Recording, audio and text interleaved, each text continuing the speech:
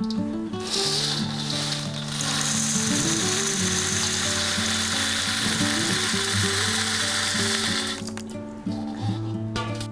good morning. I'm Kaye here on my Tennessee homestead, and one of the most important things to growing your own food is saving your seeds.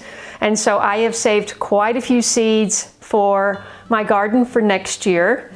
I've already got a number of packets of various flowers and seeds all labeled and ready to file. And in the larger amounts, I put them in jars. But of course, the largest amount of seeds I have are my purple hull peas. And this was my entire harvest. Pretty awesome. Now, if I had a lot more peas, I would do a long-term storage of dry canning or vacuum sealing them, but I don't. And so I am going to just store the purple hull peas in 2 half-gallon jars. I have washed my jars and I'm putting them in the oven to dry, thoroughly dry and sterilize. These are my Rio Zappa beans that I grew in my side garden. This is a southwestern heirloom seed from Native Americans, and I will probably just fill up a pint jar with these. And these are extras that I had from my side garden. There's a little bit of this and a little bit of that, so I need to separate these and save those for replanting. So stay with me. Now, considering that everything froze down there and I only got 2 harvests in before it did, I feel very fortunate that I only have a few bad peas in here, because I actually did harvest some more peas after the first and second night of frost. And, you know, some of them were mushy, but I managed to get quite a few.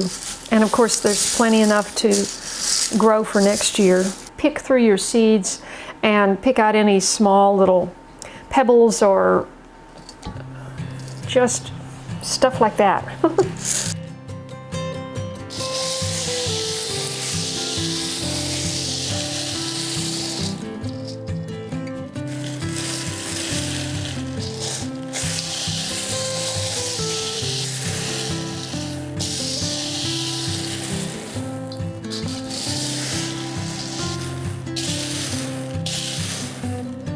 Okay, that looks pretty good.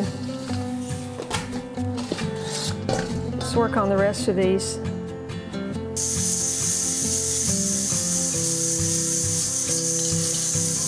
Oops. That's quite a bit of junk in there.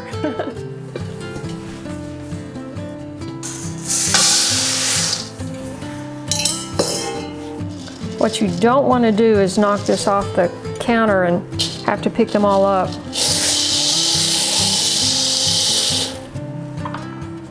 Okay, I have picked out some nice looking seeds to save for planting. And I'm going to keep those for planting next year.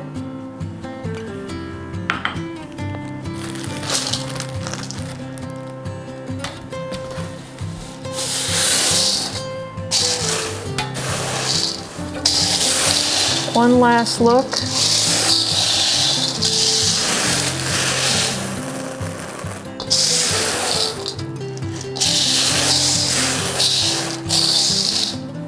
Okay, now I want to go and pick out the seeds I want to save from this mixture. This is Rio Zappa, Hutterite. These are the red Worcestershire, Indian pole bean. I only got literally less than a handful of those. But the Hutterite is the creamy one that is great for soups and chowder. I have selected the best Hutterite beans, these are the white ones, and the Rio Zappa. That's a rattlesnake pole bean. So these I'm saving to plant for next year or to share.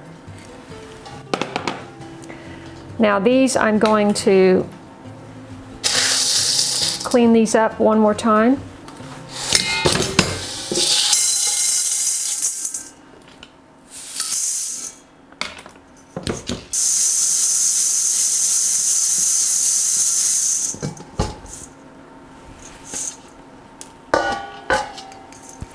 Okay. This is a mixture of beans, but I'm just going to cook them together.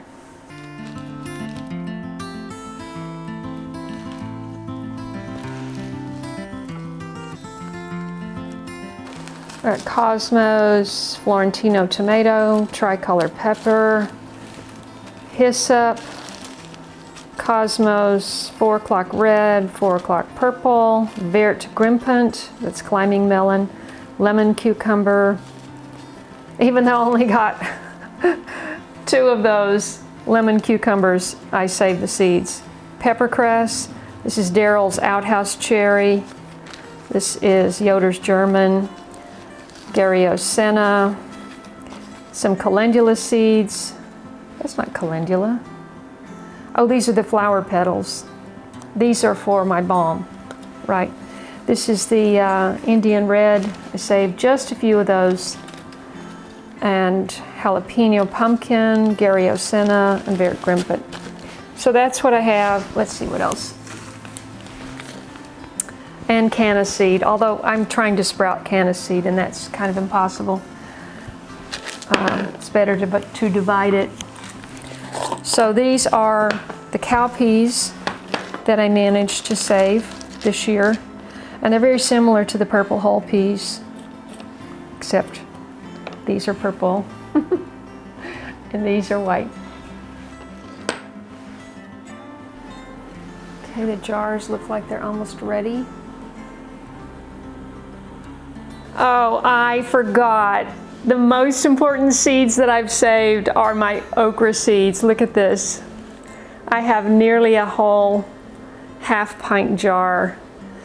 And I thought I would have, 5 or 10 times this much. And I would have if it hadn't frozen before the pods got dried out.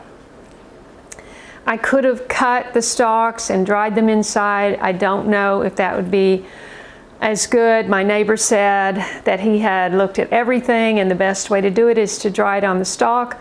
That's what I tried to do, but after a number of consecutive freezing days, they just got mushy and moldy. I even tried to bring them inside and put them on my seed mats, my seed tray mats to, kind of warm them up and dry them quick, but it didn't work. They were no good. But at least I have this much.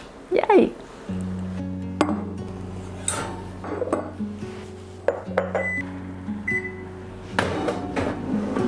There's one other seed I wanted to share with you, and they are so tiny. I hope you can see them. Woo. These are the Cape gooseberry. First I'll show you the fruit if you're not familiar with it. Where did it go? Where did they go? Oh yeah. I only had a handful and you didn't get a chance to see me eat but one of these. Now if they get even more red-orange, that's perfect. But I had to take these, I actually took them after the first or second frost night. So,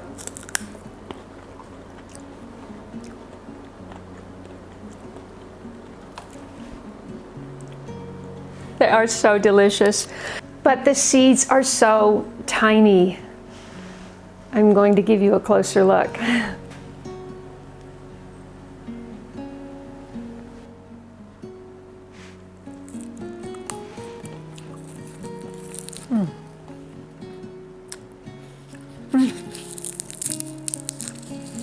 Oh.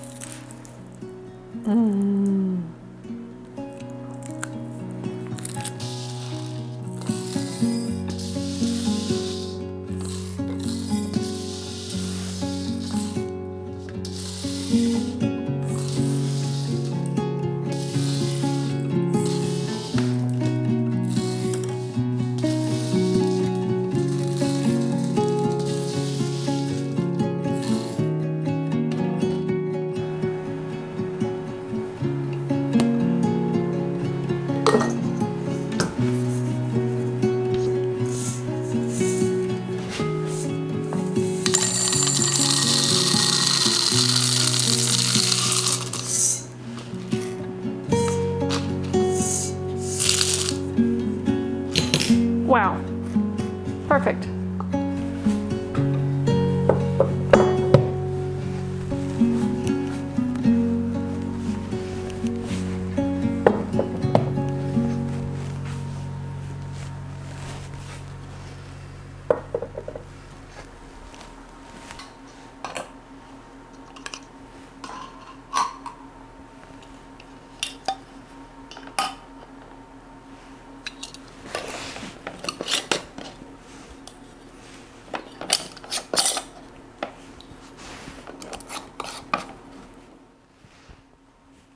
Thanks so much for following my journey here on my homestead, trying to become a sustainable homestead.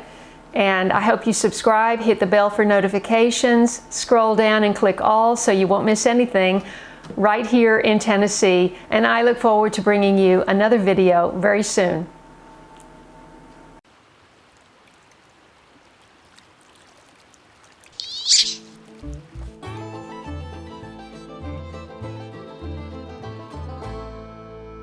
If you enjoyed this video, please watch these. And don't forget to follow me on Instagram, Facebook, and Twitter. And I'll see you in the next video.